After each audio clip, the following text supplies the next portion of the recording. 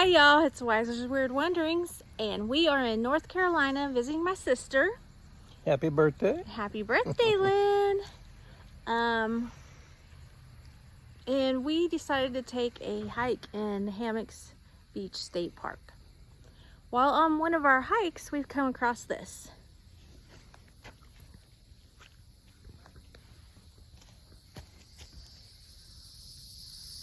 It's a nice little book they got out. And they'll, On a trail. on a trail, and they'll post a page like every 100 feet or something. Give you something to read while you're hiking. Isn't that cool? All right, let's go read it. We're going to read a story about Juneteenth for Maisie, and the author is Floyd Cooper. So we are at our first page. The book is called Juneteenth. We're going to learn about Juneteenth today.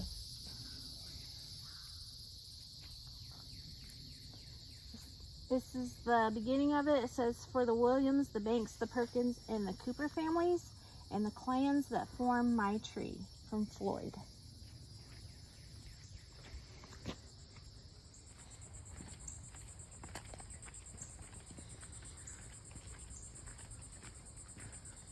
Nice little hiking path in the sand.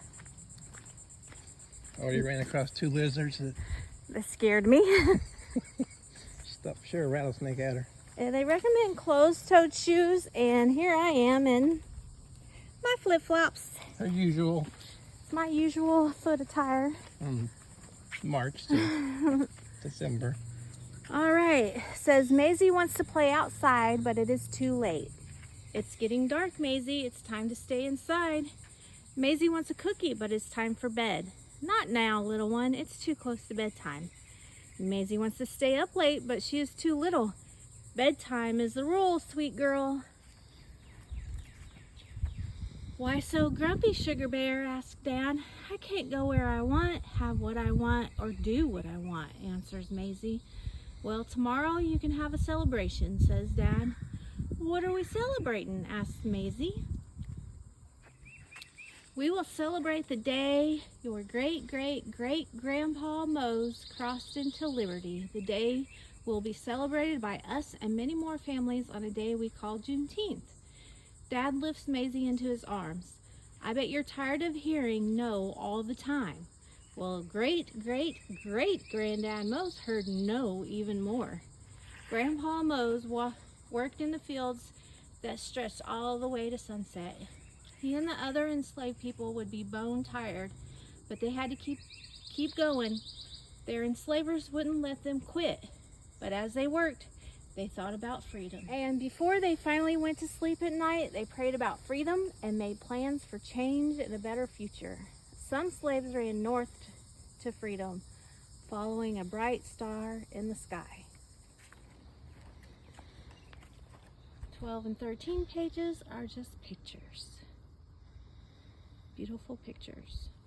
Let's see what page this is. Yeah, this is the next pages. Coming up on another one.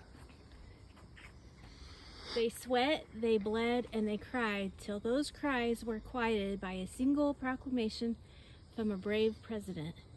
Grandpa Mose heard that proclamation read from the balcony of the hotel on that warm June day in Galveston, Texas. Is there ever just a warm day in Galveston? Or is it just blazing hot?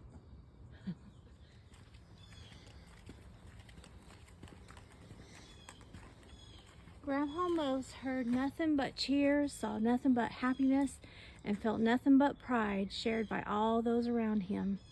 The cheers became dancing, and the dancing became celebrating. It went on and on and on into the night. Grandpa Mose and the others had found freedom. They continued to work, but this time they were paid for their hard work. So they worked and they saved, and they never forgot the moment they heard the movement that changed their lives forever. But things weren't perfect. Black people still struggled to stand shoulder to shoulder with white people. They still weren't treated as equals. It wasn't easy, but they never gave up.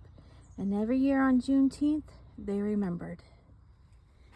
Here's one.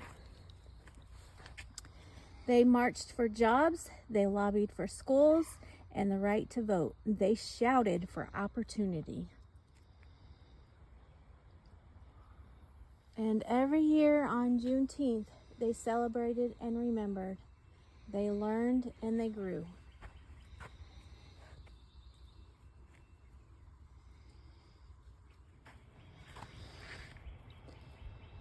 They forgave, they excelled and achieved. They became heroes. Now, sweet Maisie, it's your turn to celebrate. Just like great-great-great-grandpa Mose. It's your turn, Maisie, to eat some barbecue and drink some strawberry pop. It's your turn to celebrate and to remember. The end. That was a nice little story about Juneteenth and its history. Hope y'all enjoyed. And you know what else? Keep it weird.